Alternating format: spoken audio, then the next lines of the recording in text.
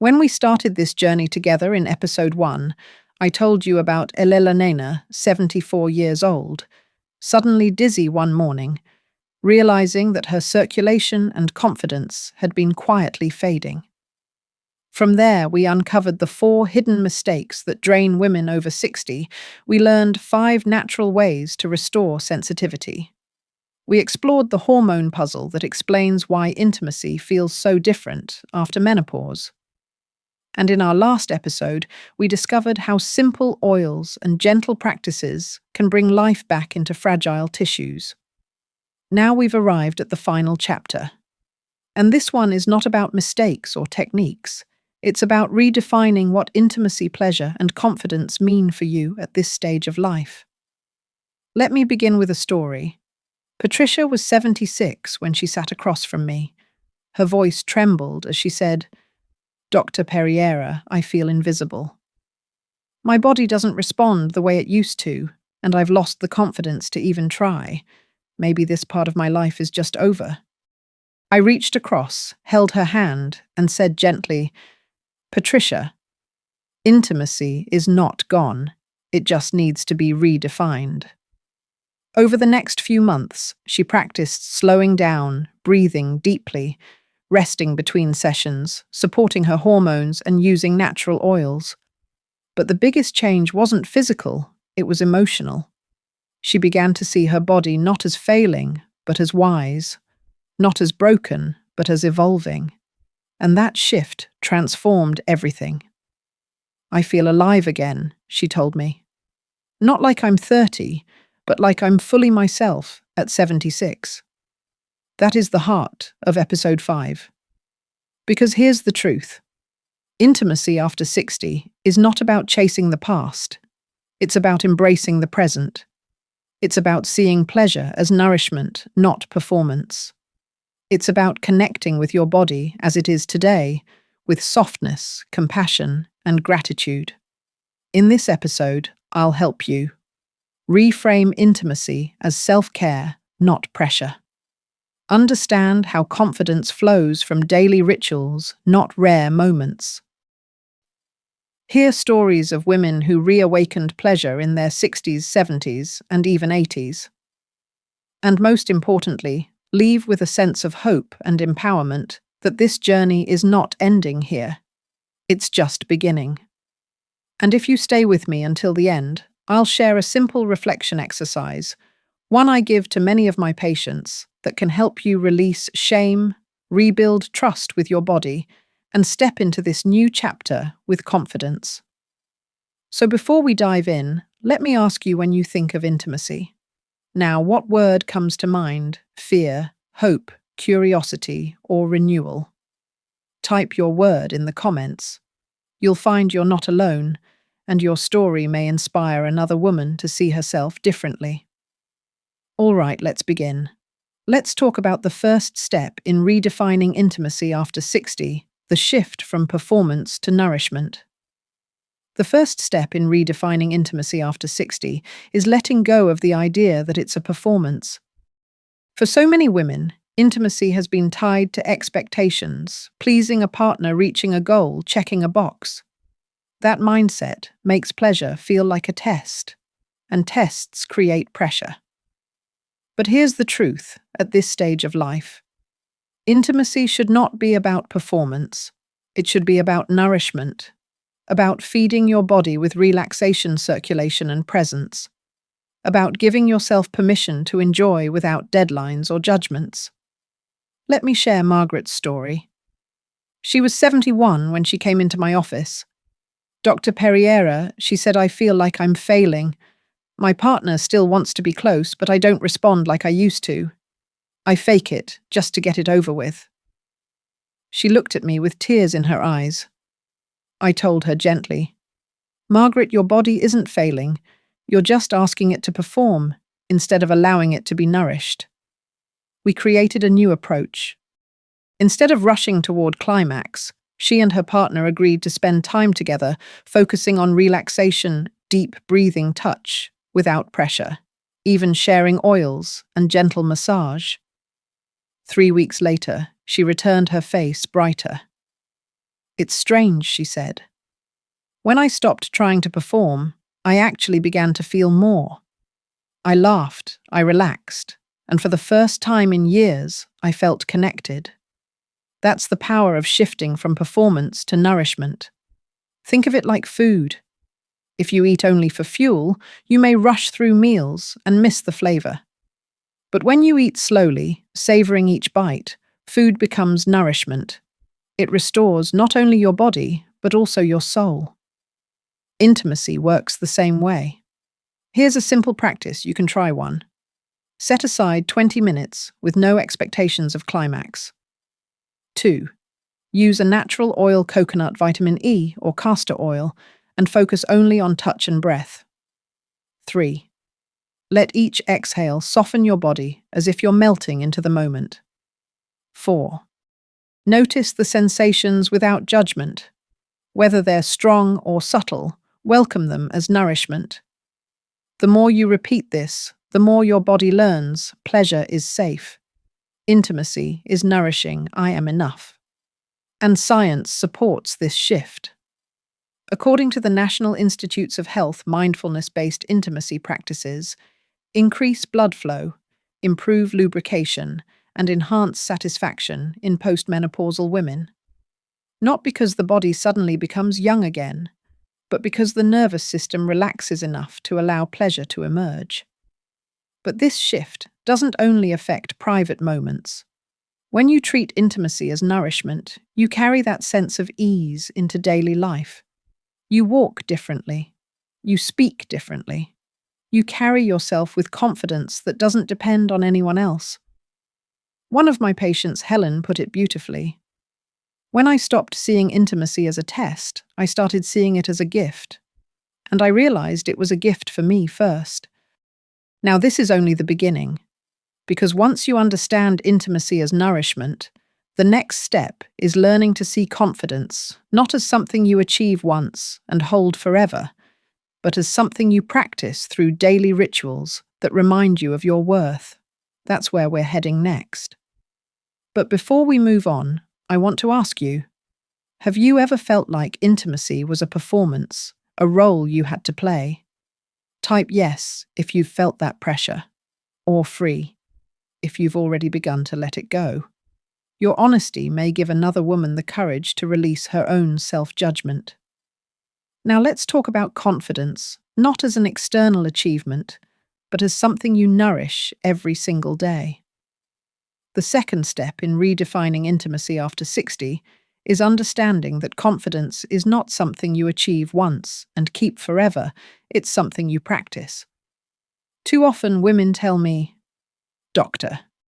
Perriera, I'll feel confident again once my body changes, once I lose weight, once I stop feeling dry. But here's the truth. Confidence isn't waiting at the finish line. Confidence is built in the small rituals you choose every day. I think of it like brushing your teeth. You don't brush once and expect your smile to stay fresh forever. You brush daily because health is maintained through repetition. Confidence works the same way. It's not a trophy, it's a practice. Let me share Anne's story. She was 74, a widow, and she said to me, I feel invisible, like I've faded into the background. I asked her to start a simple daily ritual each morning. She stood in front of the mirror, placed her hand on her heart, and spoke one kind word to herself. I am worthy, I am alive, or even just, thank you, body. At first she laughed. This feels silly, she admitted. But within weeks, her posture changed. She began walking taller. She even wore lipstick again for the first time in years. And one day, she told me, Dr. Perriera, when I treated myself with kindness in the morning, I wanted to treat myself with kindness at night too. Intimacy felt different. It felt like a continuation of the care I gave myself during the day. That is the power of daily rituals. They train your brain and body to remember I am not invisible. I am worthy of attention and pleasure. Here are 3 simple rituals you can try to practice confidence every day. 1. Breathing ritual each morning. Take 5 deep breaths with your hand on your belly. Whisper something kind to yourself with every exhale. 2. Touch ritual. Apply a natural oil, not just for intimacy, but as self-care. Let it be a message to your body, I am worth softness. 3. Movement ritual. Take a short walk, stretch, or do gentle hip circles. Movement tells your body, I am alive, I am flowing. These are not grand gestures. They're small, repeatable acts that remind you daily of your value. And when you practice them consistently, your confidence doesn't depend on how you look, on whether you have a partner, or on what society says. It flows from within. Science supports this as well. According to the Mayo Clinic, daily rituals of self-care, whether movement, mindfulness, or touch, activate the parasympathetic nervous system, lowering stress and improving blood vessel health. And when your body is calmer, your circulation improves. Confidence and blood flow, it turns out, are linked more closely than most people realize. One of my patients, Ruth, summed it up perfectly. Confidence isn't something I waited for anymore. It was something I created day by day. And the more I practiced, the more natural it became. Now, once you begin to practice confidence daily, something beautiful happens. Your body stops resisting intimacy and starts welcoming it. Pleasure becomes a reflection of how you care for yourself, not a test of whether you measure up. And this leads us to the next step, hearing the stories of women who've walked this path. Because sometimes the most powerful medicine isn't science, it's the reminder that someone like you has already found a way forward. Before we go there, I'd love to know, do you already have a small daily ritual that makes you feel confident, like a morning walk, a skincare routine, or prayer? Type it in the comments. Your ritual might inspire another woman to begin hers. Now let's move into the stories, real women in their 60s, 70s, and even 80s, who transformed their relationship with intimacy and confidence in ways they never thought possible. When women hear about slowing down breathing using oils or practicing daily rituals, some nod with curiosity, but others hesitate. They wonder, can this really work for me? I'm too old. I've been disconnected too long. That's why I want to share stories of women just like you. Because sometimes the most powerful medicine isn't a technique, it's knowing you are not alone. Take Barbara, 79. She walked into my clinic with her shoulders slumped and her eyes downcast. Dr. Perriera? She whispered. I feel broken. I don't even try anymore. We began gently first with breath, then with coconut oil as a nightly ritual. Slowly, her circulation improved. But more importantly, her confidence returned. She came back after 2 months wearing bright red earrings and said, I feel seen again. Not because of anyone else, but because I see myself differently. Then there was Joyce, 82, who told me, at my age, I thought intimacy was done. I had arthritis, dryness, and no interest. But we worked on reframing intimacy, not as performance, but as nourishment. She used castor oil packs with heat 3 times a week, paired with gentle stretches. To my surprise, she told me later the warmth came back. I didn't think my body could still respond, but it did. I laugh more now. I feel more alive. These women remind me of one of my favorite metaphors, a violin. When a violin sits untouched for years, its strings stiffen, its sound dulls. But when you begin tuning it again, slowly with care, the music returns. At first the notes are shaky, but with patience the instrument comes alive. Your body is that violin.